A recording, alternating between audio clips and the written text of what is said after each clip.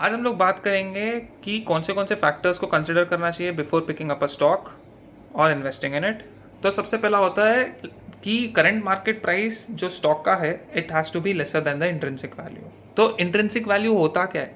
Intrinsic value ये होता है कि मतलब जो उस स्टॉक का प्राइस होना चाहिए एट द मोमेंट, और करंट मार्केट प्राइस वो है जो अभी फ़िलहाल है इन द प्रेजेंट मोमेंट।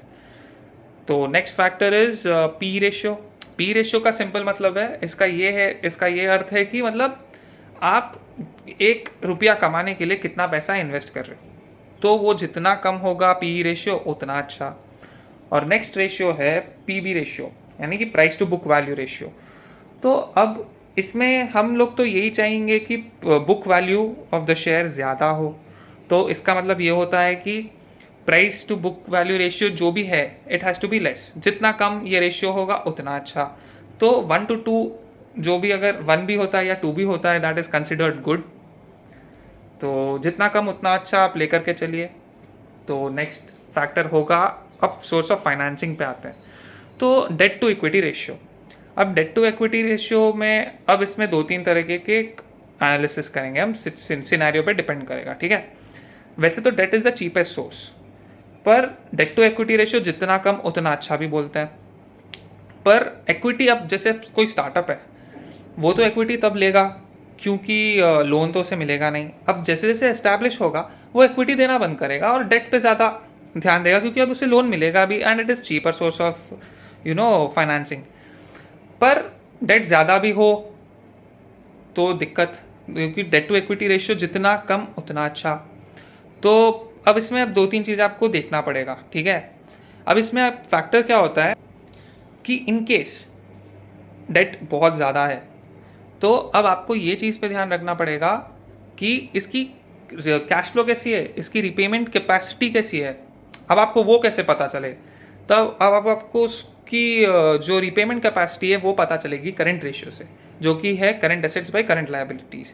तो इस चीज़ से आपको उसकी रिपेमेंट कैपेसिटी भी पता चल जाएगी for paying the loans in the short period of time ऐसे।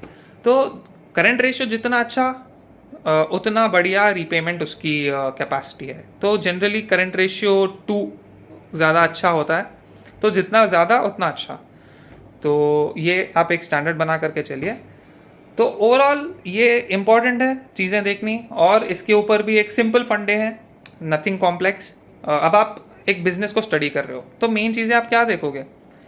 एक तो उसकी सेल्स बढ़नी चाहिए ओवर द ईयर्स, उसका नेट प्रॉफिट बढ़ना चाहिए कंसिस्टेंटली ओवर द ईयर्स, और एसेट्स अगर बढ़ रही हैं तो अच्छा over the years, liabilities over the years कम हो रही हैं तो बढ़िया है। सिंपल फंड है। तो अगर ये सब इतना पॉजिटिवली अगर कंपनी में हो रहा है तो उसकी मतलब कैश फ्लो भी बढ़ेगी। अब वो उस कैश फ्लो के बारे में पढ़ना आप कि वो उस कैश फ्लो का वो कर क्या रहा है, क्योंकि अगर कैश फ्लोज बढ़ रहे हैं तो या तो वो एसेट्स बढ़ रहे हैं, देखना आप स्टडी करना कि हो क्या रहा है। और एक बेसिक सा फंडा अगर आप देख सकते हैं कि आप जो स्टॉक को आप एनालिसिस कर रहे हैं वो फ्यूचर में क्या एक वैल्यू ऐड कर सकता है for the customers. Like for example गाड़ी बनाने वाले तो बहुत है, मगर टेस्ला एक ऐसी कंपनी है जो बहुत ही टेक्नोलॉजी ओरिएंटेड है, और वो हमेशा नए नए अपडेट्स लेकर के और अपनी वैल्यू या अपने इनोवेशन से लोगों को शॉक करता है या सरप्राइज करता है। तो that is something different, right. तो वो बहुत ही एक फ्यूचर ओरिएंटेड, या मतलब हम उसमें शायद सोच सकते हैं कि हाँ this can be a revolution, this can bring up some revolution type. तो yes, this is what I wanted to say. और अगर आप ये सब बेसिक चीज़ों का ध्यान रखोगे, ऑफकोर्स टेक्निकल एनालिसिस भी आप ज़रूर ध्यान रखना, बट ऑन एन एवरेज मैंने फंडामेंटली आप लोग को चीज़ें समझा दी हैं। These things are really important to be taken care of. चलो, see you guys, happy trading and investing, stay healthy.